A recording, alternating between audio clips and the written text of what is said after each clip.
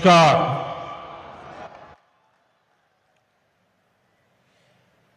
लुइट पोरिया,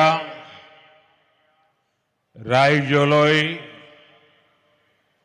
मूर श्रद्धा, अरुम मरोम जासीसु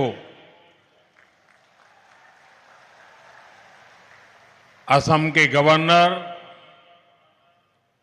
लक्ष्मण प्रसाद आचार्य जी, मुख्यमंत्री हेमंता बिस्वा शर्मा जी, केंद्र में मेरे सहयोगी हमारे पूर्व मुख्यमंत्री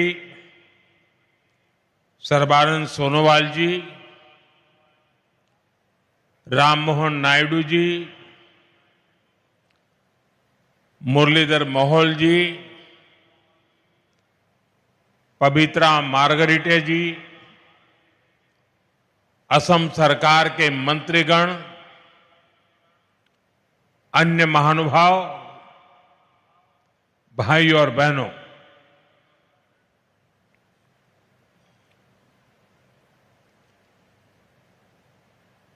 मैं अपना भाषण शुरू करूं उससे पहले मैं आप सबसे एक प्रार्थना करता हूं।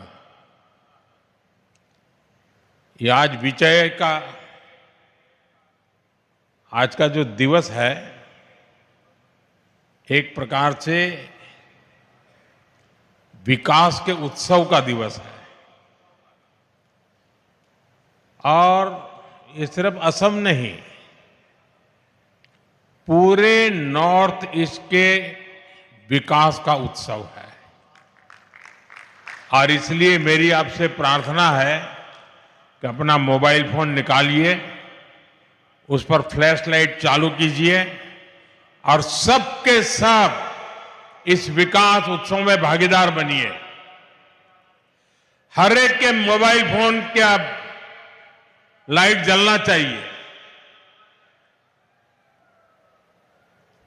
देखिए तालियों की गूंज से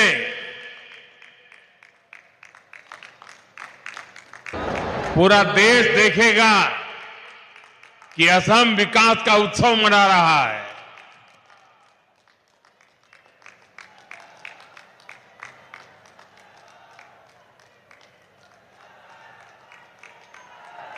जब विकास का प्रकाश पहुंचता है तो जिंदगी की हर राह नई ऊंचाइयों को छूने लग जाती है। बहुत बहुत धन्यवाद सबका।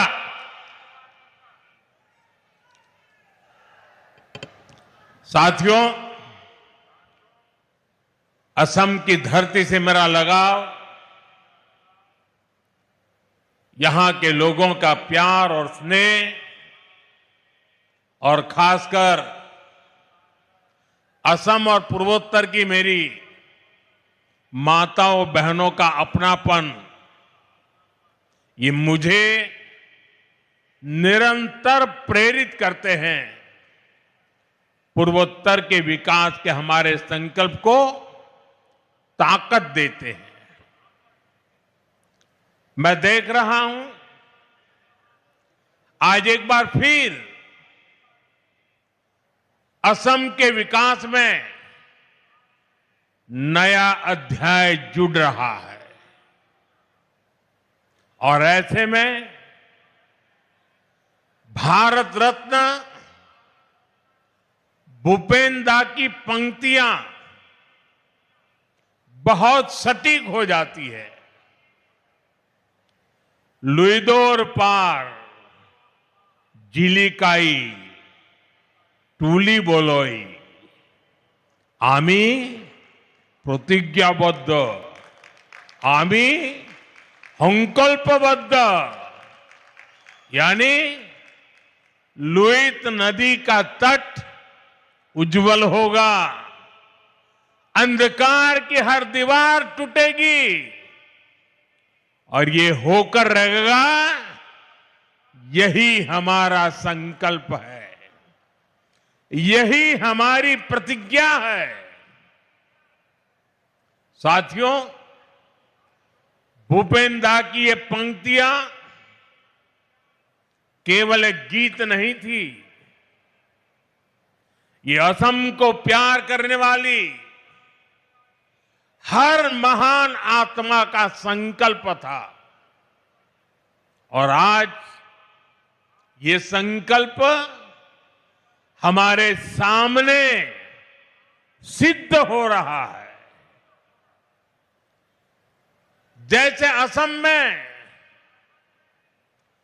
विशाल ब्रह्मपुत्र की धाराएं कभी नहीं रुकती, वैसे ही बीजेपी की डबल इंजन सरकार में यहां विकास की धारा भी अनवरत बह रही है।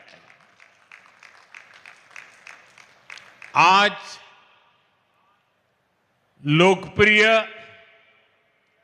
गोपीनाथ बोरदोलोई एयरपोर्ट के नए टर्मिनल का उद्घाटन हमारे इस संकल्प का प्रमाण है। मैं सभी असम वासियों को, देश के लोगों को इस नई टर्मिनल बिल्डिंग के लिए बहुत बहुत बधाई देता हूं। बहनों और भाइयों, अब से कुछ देर पहले मुझे गोपीनाथ बोरदोलोई जी की प्रतिमा का अनावरण करने का सौभाग्य मिला है।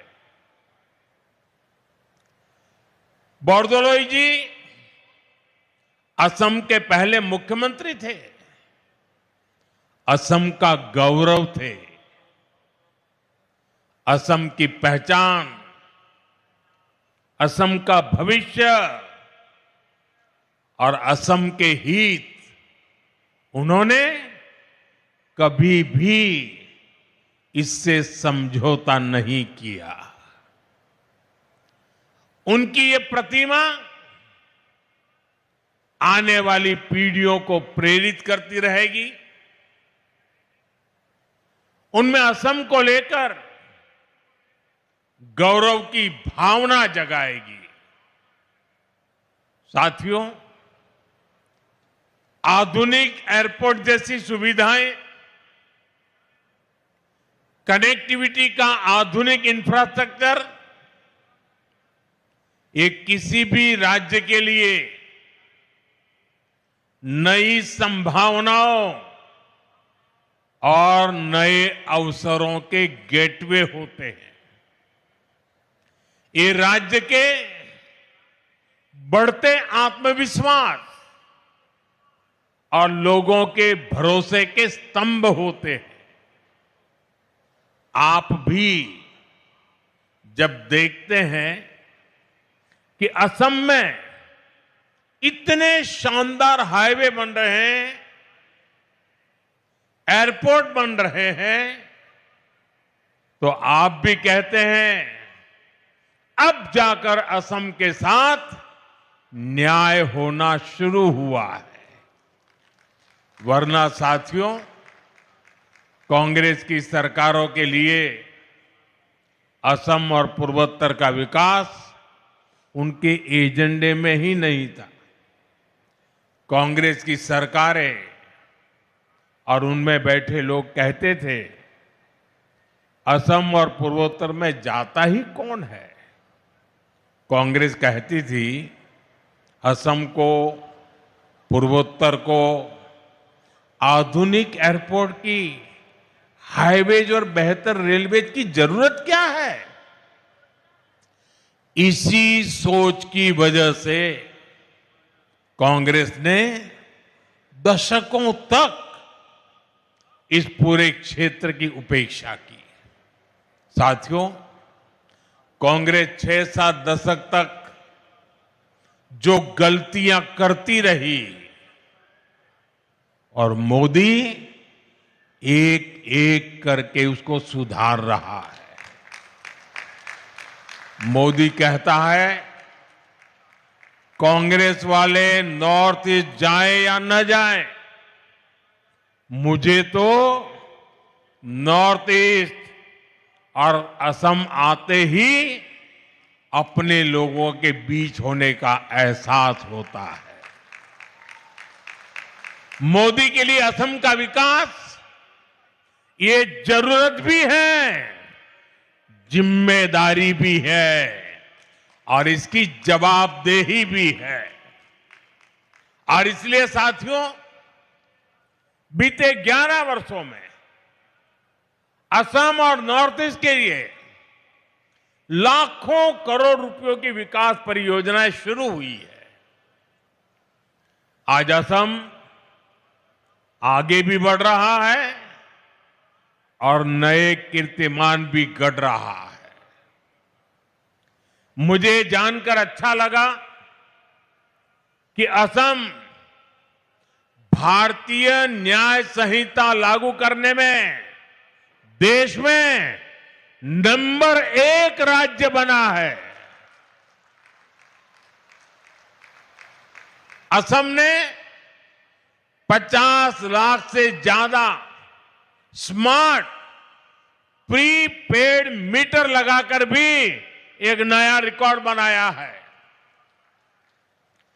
कांग्रेस के समय में असम में बिना पर्ची, बिना खर्ची के सरकारी नौकरी मिलना असंभव था, लेकिन आज यहां हजारों युवाओं को बिना पर्ची, बिना खर्ची नौकरी मिल रही है। भाजपा की सरकार में असम की संस्कृति को हर मंच पर बढ़ावा दिया जा रहा है। मैं भूल नहीं सकता जब पिछले साल 13 अप्रैल को गुवाहाटी स्टेडियम में 11,000 से ज्यादा कलाकारों ने एक साथ बिहू नृत्य किया था। इस घटना को गिनीज वर्ल्ड रिकॉर्ड में दर्ज किया गया है। ऐसे ही नए रिकॉर्ड बनाते हुए असम तेजी से आगे बढ़ रहा है। साथियों, अब इस नई टर्मिनल बिल्डिंग से गुवाहाटी और असम की क्षमता और ज्यादा बढ़ जाएगी। इस टर्मिनल पर हर साल करीब 1.25 करोड़ से ज्यादा यात्री सफर कर सकेंगे। यानी बड़ी संख्या में पर्यटक भी असम आ सकेंगे। श्रद्धालुओं के लिए मां कामाख्या के दर्शन की सुविधा भी आसान हो जाएगी। इस नए एयरपोर्ट टर्मिनल में कदम रखते ही ये साफ दिखता है, विकास भी और विरासत भी, ये मंत्र के मायने क्या है। इस एयरपोर्ट को असम की प्रकृति और संस्कृति को ध्यान में रखकर गढ़ा गया है। टर्मिनल के अंदर हरियाली है, इंडोर फॉरेस्ट जैसी व्यवस्था है, चारों तरफ प्रकृति से जुड़ा डिजाइन है। यहां आने वाला हर यात्री सुकून महसूस करे। इसकी बनावट में बांस का खास इस्तेमाल किया गया है। बांस असम के जीवन का अभिन्न हिस्सा है। वो यहां मजबूती भी दिखाता है और खूबसूरती भी। और दिल्ली में बैठे हुए भूतकाल की सरकारों को ये बंबू क्या है इसकी पहचान भी नहीं थी। आप हैरान होंगे, 2014 में आपने मुझे काम दिया, उसके पहले हमारे देश में एक कानून था। ये कानून ऐसा था कि आप बंबू को काट नहीं सकते। अब कोई मुझे समझाए भाई, क्यों? क्योंकि उन्होंने कह दिया बंबू एक ट्री है, वृक्ष है, और जब एक बार वृक्ष कह दिया तो फिर सारे दरवाजे बंद हो गए।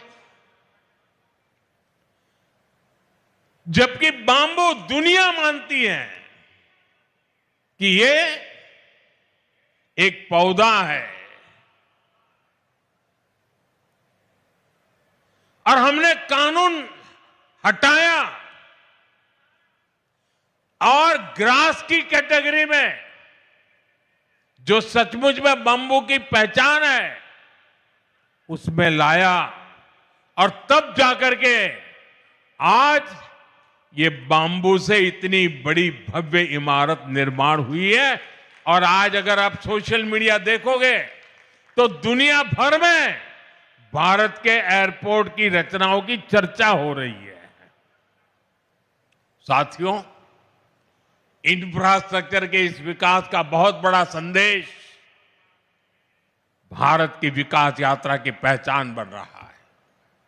इससे उद्योगों को बढ़ावा मिलता है, निवेशकों को कनेक्टिविटी का भरोसा मिलता है, लोकल प्रोडक्ट्स को दुनिया भर में पहुंचाने का रास्ता खुलता है और सबसे बड़ा भरोसा उस युवा को मिलता है जिसके लिए नए अवसर पैदा होते हैं।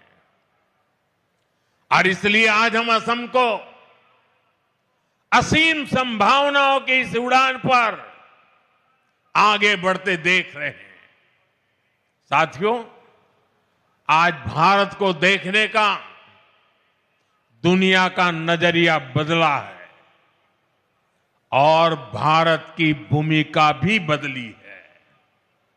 भारत अब दुनिया की तीसरी सबसे बड़ी अर्थव्यवस्था बनने जा रहा है। 11 साल के भीतर भीतर ये कैसे हुआ? साथियों, इसमें बहुत बड़ी भूमिका आधुनिक इंफ्रास्ट्रक्चर के विकास की है। भारत 2047 की तैयारी कर रहा है। विकसित भारत के संकल्प को सिद्ध करने के लिए हम इंफ्रास्ट्रक्चर पर फोकस कर रहे हैं और सबसे अहम बात यह है कि विकास के इस महान अभियान में देश के हर राज्य के हर क्षेत्र की भागीदारी है। हम पिछड़ों को प्राथमिकता दे रहे हैं। देश का हर राज्य एक साथ प्रगति करे और विकसित भारत के मिशन में अपना योगदान दे। हमारी सरकार इस दिशा में काम कर रही है और मुझे खुशी है कि आज असम और पूर्वोत्तर हमारे इस मिशन का नेतृत्व कर रहे हैं। हमने एक्ट ईस्ट पॉलिसी के जरिए पूर्वोत्तर को प्राथमिकता दी और आज हम असम को भारत के ईस्टर्न गेटवे के रूप में उभरता देख रहे हैं।